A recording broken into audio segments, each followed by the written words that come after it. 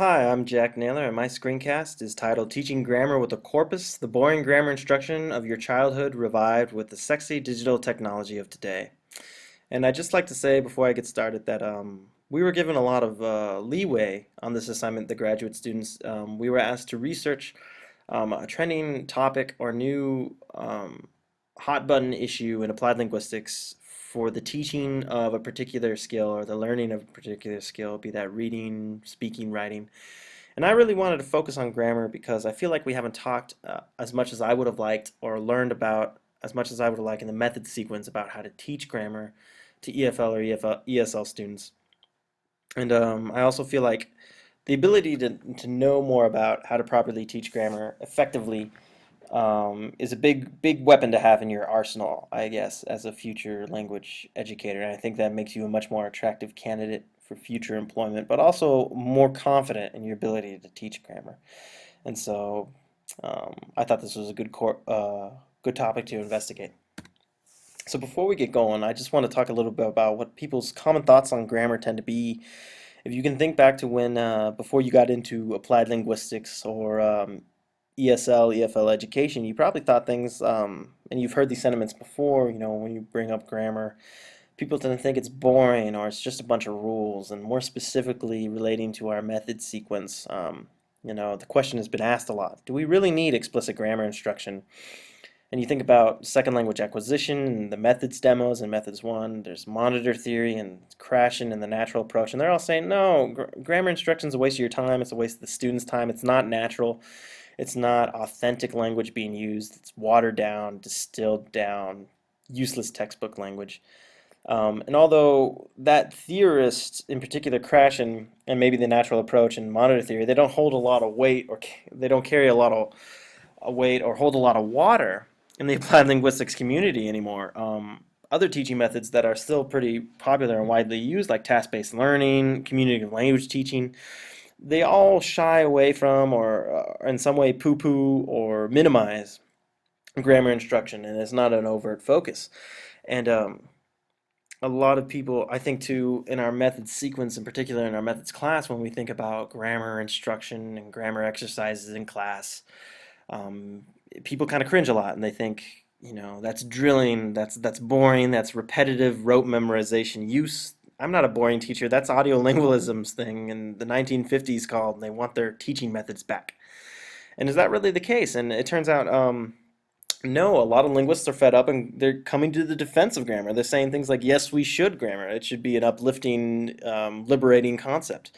And these are big names in the applied linguistics research community. The guys like Richard Ellis, Diane Larson Freeman, Scott Thornbury, PSU's own Susan Conrad. They're all coming to the defense of grammar teaching, but how people think we should teach grammar is definitely changing. And one of the big things or big ideas about how to teach grammar today are ideas like lexicogrammar. I really like this one because I think it incorporates into one word what a lot of people today are saying about how you should go about teaching grammar, and that's the idea that form and meaning need to be taught together. You can't separate the two, and it's there in one word in lexicogrammar. It's a linguistic perspective, essentially, of used lexis and form, or syntax and meaning, meaning and form, as two interconnected forces. You can't have one without the other. Um, and grammar and discourse context is another teaching style that's kind of popular today, and that's teaching grammar within the context of a discourse, of a text. And lexicogrammar and grammar and discourse have that both in common. They both heavily stress the importance of context in the use of language and how that matters greatly in the forms that a grammar form that a person decides to use in whatever medium that they're communicating in, be it an email or a newspaper or a spoken conversation. All these things matter in terms of how you use grammar, and so they should matter in how we teach grammar. Students should know both the different forms and forms of how to use a grammar structure, but also what those meanings mean and how the meaning changes with the form and vice versa, and what context you want to use that in. And it's being advocated more and more that vocabulary learning and grammar learning take place together.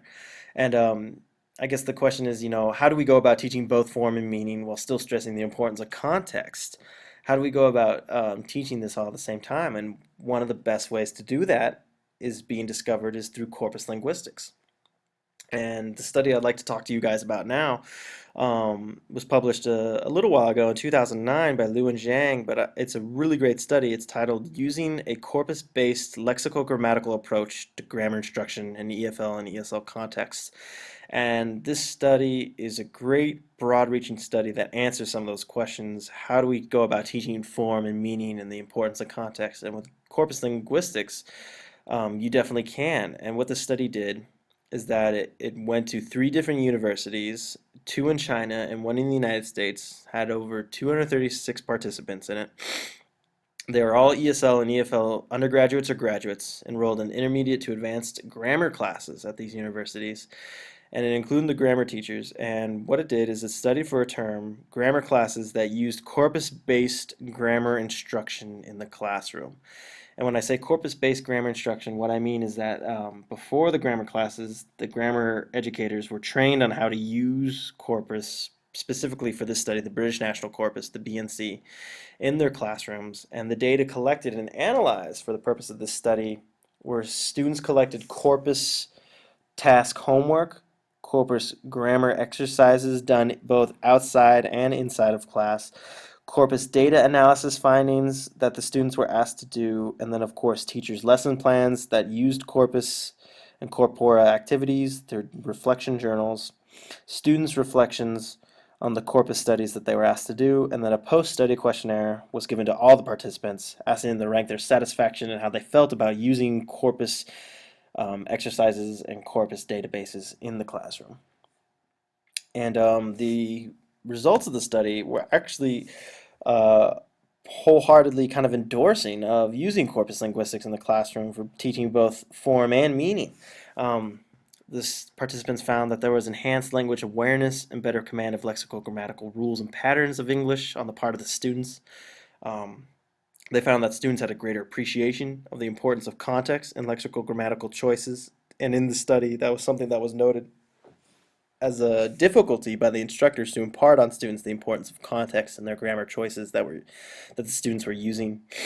There was a noted increased critical understanding of grammar, and that was reported by both the students and the grammar teachers. The grammar teachers noted that the ability to use corpus in their lesson planning in their grammar classrooms helped them also better understand English grammar and English grammar patterns and rules, and also that the activities that the students participated in promoted discovery learning and made learning more interesting and effective.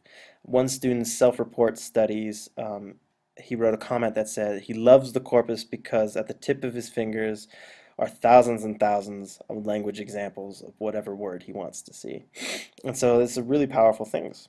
And the great thing I love about this study is not only does it offer a lot of data in support of corpus linguistics, but they offer sample activities that were conducted in class in the study to show you how a corpus can be used in class for the purposes of teaching grammar. And one activity that I like to really quickly run through with you guys right now is a really easy activity that was done in the study. It was done in one of the intermediate grammar classes in China, and the instructor noticed that her students were having consistent difficulty with two target vocabulary words, uninterested and disinterested, and they were using them incorrectly, interchangeably. And so what she did, and without a whole lot of consistency, so what the teacher did was she pulled up her corpus, and we're going to use the corpus of contemporary American English because I think it's cool, and she entered in uninterested in the KWIC feature, asking to see the words that preceded it and came right before it. And she also did the same with disinterested and asked the students to remark on the differences between the two words and their patterns of use. And she started with uninterested. And if we look at the examples provided, it's pretty hard not to see that uninterested is almost always followed by the preposition in, and it's followed by often with a prepositional phrase. And the students remarked on this as well. And then she looked at disinterested and how it was used, and disinterested was almost always followed by a noun, yeah, which are the words in teal blue. And so the students remarked on these two differences and they tried to formulate their own rules in class about what this meant. And they came to the conclusion correctly that the adjective disinterested was used mostly before a noun as an attributive adjective, as in the sentence, Westerners have tended to serve as the most disinterested custodians of the world's ancient heritage, whereas uninterested was almost always used as a predicative adjective followed by a prepositional phrase in this, just like in the sentence, he was uninterested in going on a date with Sally. And I really like this study because it has several more activities that were actually done in class, just like that one that used a corpus to teach vocabulary, grammar, form, and the importance of context and language use all in one. And I think it was really cool. So moving on, there were challenges and difficulties that the grammar corpus-based grammar classes kind of elicited for the researchers in using a corpus for the purposes of grammar teaching. Some of the challenges that students had over the course of their terms was that they had trouble analyzing successfully and using successfully concordance data, and that's pretty sophisticated stuff. I know I have problems making sense of a concordance data at the moment, although I don't have a lot of training in corpus linguistics, but I can only imagine how much more difficult it would be if I was a non-native or an English, a non-native speaker of English or an L2 English learner.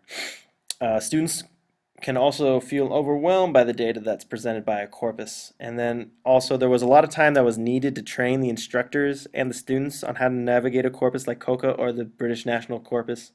I know prior to the study, the instructors had extensive training in the corpus and how to use the corpora, and then the students were given one class assignment with their instructors to learn how to use the corpus. And so it does take a lot of time and also resources. Obviously, you need to be in an environment where multimedia technology is available to use both in and out of class. And so those are considerations you need to make.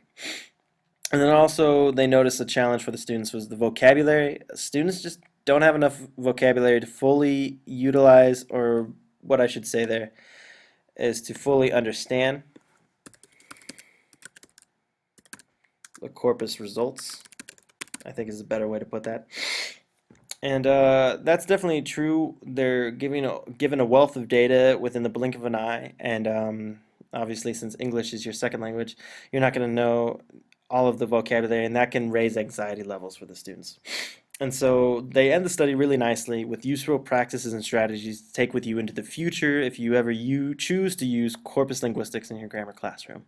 And it provides, first off, awesome models for teaching English, grammar, and vocabulary with a corpus, as I showed you with that one sample activity. They have numerous others. Um, as we saw earlier, you can use a corpus for both deductive and inductive grammar teaching and learning. We didn't really get to the more deductive grammar teaching, but in the study they outlined different inductive and deductive grammar teaching activities that you can use with the corpus. It should be noted, though, that corpus-based instruction over the course of these classes was most successful when used deductively. Students responded to that a lot more heavily, and I suspect that's probably because using a corpus inductively is really difficult for someone who has a limited capacity of English. You're asking them to find a pattern in an overabundance of data, and that can really shut a lot of people off, raise anxiety levels, and kind of turn people off from what you're asking them to do. You need readily available access to technology resources if you plan to integrate this into your future grammar teaching. And it's also recommended that if you ever have students work with a corpus on a homework activity or in class, that they have a dictionary available to use, or better yet, an online dictionary site like dictionary.com, or even better yet, I'm really liking the Longman Dictionary of Contemporary English. Because of all the vocabulary that's present in the corpus, it's really handy if the students can have access to something like that so they can look up the definitions of the words that are being presented to them. Anyway, guys, so that's my screencast. I know it was a little long, but thanks for sticking with me, and hopefully you learned something from it. Thank you very much.